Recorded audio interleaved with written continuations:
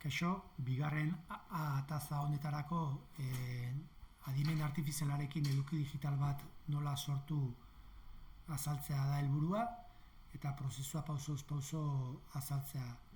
Batez ere, beste irakasle bati esplikatu behar dio dalako eta aurretik ezagutzarik ez duen irakasle bat delako. Eduki digital bat sortzea da helburua, lehen esan dudan bezala, eta beharrezko pausoak azaltzea da, bai? Eta hortarako bi aukera ematen du bi ataza honetan, eta eduki digitala aurkezpena izan daiteke edo bestela infografia bat. Nik nire kasuan infografia bat egiteko asmoa dut, kasu honetan infografia hau egiteko egin dut, bai, infografia hau, ikusten duzuten bezala, hau da helburua, eta infografia hau nola egin dudan azaltzea da orain egin behar dudana, bai. Baina, bueno, infografia hau nola esplikatu, oza, nola egin dudan esplikatu baino lehen dugu, bueno, aurretik zerbait kontzeptua azaltzea beharrezkoa da, bai? Adibidez, hemen erabili dudana da ChatGPT, bueno, testuak egiteko modu ezberdina daudez, baina ChatGPTek edo Gmailek edo Copilotek edo edozein IA adimen artifizialeko programek dute horrelako karatutxo bat, eta karatutxo horretan bertan promptak idatzi behar izaten dira, eta prompt horretan sortu nahi dugun edukia motaren arabera egitura desberdina izan dezake. Eta ezaugarri orokor batzuk dituzte egitura horiek, bai? Ezaugarri horiek izan behar dute laburrak, argiak eta aldi berean espezifikoak izan behar dituzte eta ulertarrazak, bai? Orduan, hemen erabiltzen den, nik erabiliko dutena testu inguru batean kokatu behar da prompta horretan, eta nik egingo dudan gaiari buruz jakiteko jarri behar diot ze testu ingurutan dagoen, adibidez irakaslea naizela, ze modulutan ematen dudan, horrelako gauzak, bai? Hitzigakoak erabiltzen dira, bai? Txertatzen dira ze gai buruz adierazteko eta zer nahi dudan informazioa ateratzeko. Orduan, testuak, esan bezala, testuak ateratzeko ChatGPT daukagu, edo Copilot daukagu, Microsoftena, edo Gmaili adibidez Googleena, eta ChatPDF ere bai, badugu testuak ateratzeko. Eta, bueno, lehen esan dudan bezala, jarri berda ze rol edo ze kontestualizazioetan daudezen. Orduan, nik nire kasuan, hemen, ematen da nuevo chat jartzen duen honetan, jartzen dezu zer idatzi nahi dezun, bai, hemen.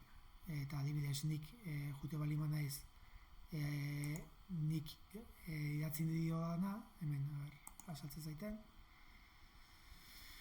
Nire kasuan, nik egingo dudan infografia da espantsio balburei buruz, orduan, lanbide heziketako irakaslea naizela esaten diot, konkretuki goi mailako energia eraginkortasuneko eta eguzki energia termikoko teknikari izeneko zikloan ematen dudala, lehenengo mailan, ze modulotan, ekipamentu eta instalazio termikoko moduloan irakaslea naizela. Orduan berak erantzuten dit, ulertuta, eta gero esaten diot, zer nahi duzu lantzea, galdetzen dit. Eta nik esaten diot modulo horretan, lantzen den hotz instalazioen gaineko informazioa sortzea nahi dudala. Zehazki espantsio balbulen gaineko informazioa. Eta informazio hori, testu liburuetatikan edo artikulu zientifikoetatikan lortutako izan behar duela. Bibliografia zehaztea ere nahi dudala. Orduan, jarri diot ze mailatako kontestualizatu diot, ze mailetak ze modulotan, ze mailetan, ze ziklotan, ze espezializaziotan, eta irakaslea naizela, bai? Eta gero, ekintzak eta edukiak jarri dizkiot, bai? Ekintzak adierazi diot, zer nahi dudan, bai? Lantzea, bai? Ze ekintza nahi dudan egitea, bai? Informazioa lortzea, informazioa sortzea, eta hori jakinda erantzun bat ematen dit, bai? Esaten dit, espantsio balbulak bere funtzionamentua, motak, funtzionamentuak, eta zer dan espantsio balbula bat, eta, hemen mota desberdinak eta funtzionamentuak. Eta mota desberdinak jartzen dit, kapilarra, termostatikoak, elektronikoak, eta flotadore bidezko balbulak.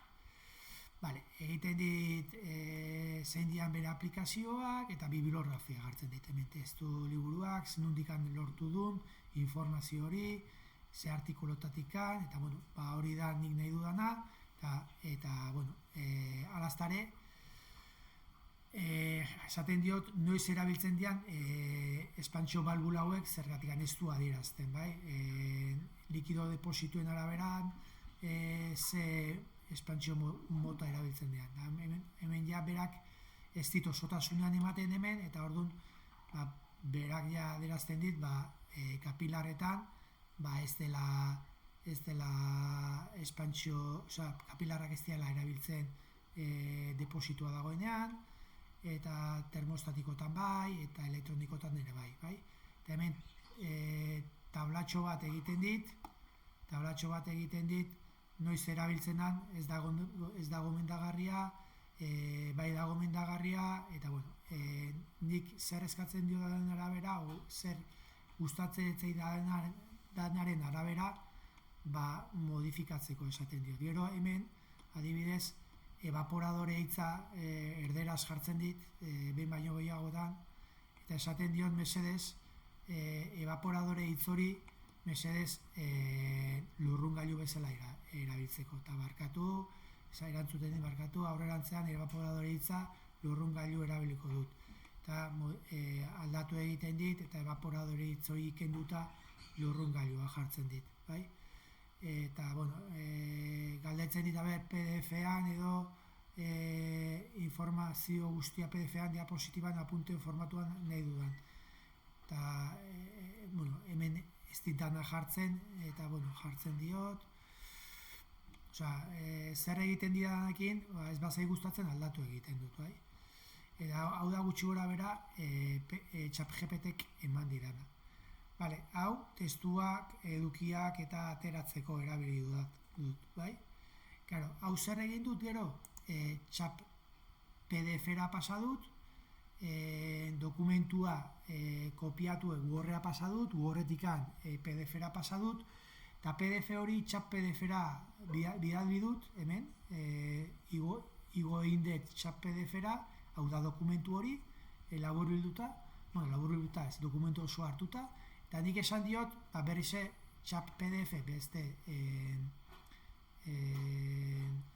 software batian, berriz kontestualizatu egin diot, lehen aipatu duan bezala, testu ingurua jarri diot, gakoitza jarri zikot, testu edukia, mailak, zikloak, espezializadea eta irakaslea eta ekintzak edukiak jarri dizkiot hemen, bigarren kondotan, esan ditu lertuta, eta esan diot mesedez hemen lortu duzuna eta igo dudan dokumentu hau, eskarretan daun dokumentu hau, informazio garrantzitsua laburbiltzeko. Eta laburbildu egin dit hemen laburbildu egin dit, eta laburbildu ditena infografia bat sortzeko dela esan diot, eta orduan laburbildu egin dit, eta likido deposituan bategarraitasuna taula sartzeko esan diote bai, egin dite bai, sartu dit, zergatik netzian sartu leno, eta galdetzen dit, nahi duzun grafiko batean eginda bidali dezaket ere bai, eta bai bidali esan diot, eta ez ditutzi, dana grafiko baten ez ditutzi. Orduan, hemengo tabla hau erabili dut, eta hemen asaltzen da zaizkidan ezaugarri batzuk sartu ditut, eta infografia egiten. Infografia, hauxe da, horko dokumentu hori sartu duten testuak. Hemengo testu hauek eta taula sartu dut lortu dudan txap PDF horretatik. Bueno, eta irudiak, nondikan sortu ditut irudiak? Irudiak sortzeko, erabili dezakegu bai Crayon, edo Dale, edo Copilot bera ere bai. Eta Copilot erabili dut, kasu honetan, hemen azaltzen zaizkiten irudi hauekin, bai? Hemen Copilotean berdina egin dut, kontestualizatu egin diot, esan diot irakaslea naizela, Lanbide Heziketako irakaslea naizela, kontestualizatu egin diot, berdina, gero esan diot ze ekintzak nahi dudan egitea, eta gero esan diot irudiak egiteko, bai? Esan diot, espantsio balbula mota ezberdinen irudiak egin, mesedez, bai? Orduan, berak aurrenengo modu horretan jarri dizkit lau espantsio mota jarri dizkit, baina oso jarri dizkitenak iruditu zait ez diala errealak. Eta errealagoak izatean nahi dudala esan diot.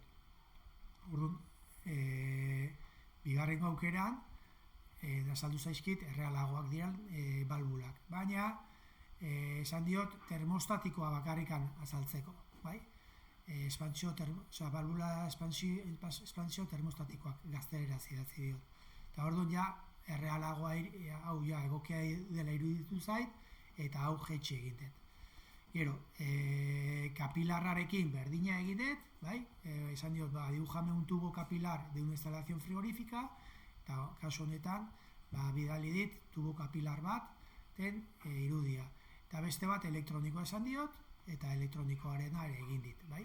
Orduan, irudiak ditudala eta testua dudala, jo naiz egitera, kasu honetan, Canva erabili dut, infografia bat egiteko. Infografia hau egiteko, diseinuan, plantilla desberdina daudez, hemen plantilla desberdina daudez, hasieran, abrir menu, bai? Eta hemen berri bat eman berko zu, crear nuevo, bai? Eta crear nuevo eginda gero, plantillan sartzen zea, bai? Plantillan sartzen zea, cancelar, plantillan sartzen zea, eta hemen diseinuan, plantilla berri batean, ni plantilla hau erabili dut, bai? Kasu honetan plantilla hau erabili dut, eta plantilla horretatik gero aldaketak egin ditut. Testoak aldatu ditut, irudiak kendu eta berriak sartu ditut, hemen elementutan, subido zentan gehatzen da, grabazioak ez, zinok hemen, argazkiak igo ditudanak hemen gehatzen dira, igo egin ditut, bai? Erramientetan idatzi dezakezu, dibujoa egin dezakezu, formak eman, lineak, taulak, hemen taula bat sortu dut, hemengo taula bat taulakin egin dut, lehen esan dudan bezala proiektuak hemen azaltzen dira, eta hemen gauza mordoa daudez egin da, alda argazkiak igo, audioak igo, bai? Gauza asko egin daitezke, bai? Hau saltzatzea da, testua sartzea, markak sartzea, koloreak, logoak, eta plantilla horretatik nik aldaketak egin da, irudiak sartuta, testuak aldatuta, infografia bat egin dut, ez? Eta infografia hortan, beste audiovisuala esan behar du, orduan grabaketa bat egin dut hemen, bai? Matikoan emaria egoki ematen dute, eta uste maila mantentzeko ematen dute emari egoki hori. Batzutan presio diferentziala erabiltzen dute, eta karga. Hemen esplikazio bat dago, ez bakarrikan irakurtzekoa edo bisuala, baita ere entzumenezkoa. Eta, hemen bukaeran, Creative Commonseko dago jarrita, eta beste gabe, hori da.